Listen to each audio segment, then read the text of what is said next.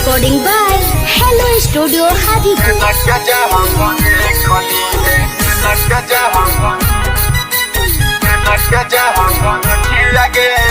मरबा छावा हो जानू ताऊ बड़ी अति अगे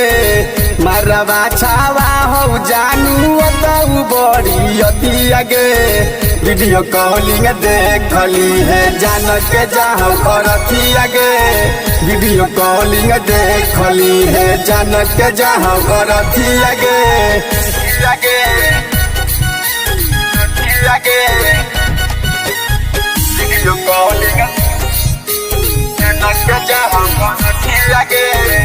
कौन कमी रहे हमारा के प्यार में हमारा के छोड़ के गेले बीच माझाधार में कर जाए कौन कमी रहे हमारा के प्यार में हमारा के छोड़ के गेले बीच माझाधार में रखी है याद जानू दिहल हमर नथी अगे रखी है याद जानू दिहल हमर नथी अगे वीडियो कॉलिंग देखली है जान के जाओ करती अगे वीडियो कॉलिंग देखली है जान के जाओ करती अगे अगे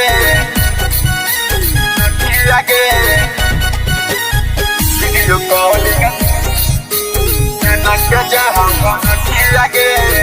मरलो के बाद जानू याद तो हरतऊ जरतऊ गेला से धुआं धुआं हो जतऊ मरलो के बाद जानू याद तो हरतऊ जरतऊ जेला से धुआं धुआं हो जतऊ आलोक चौधरी राहुल कुमार के छूट गेलौ संगति अगे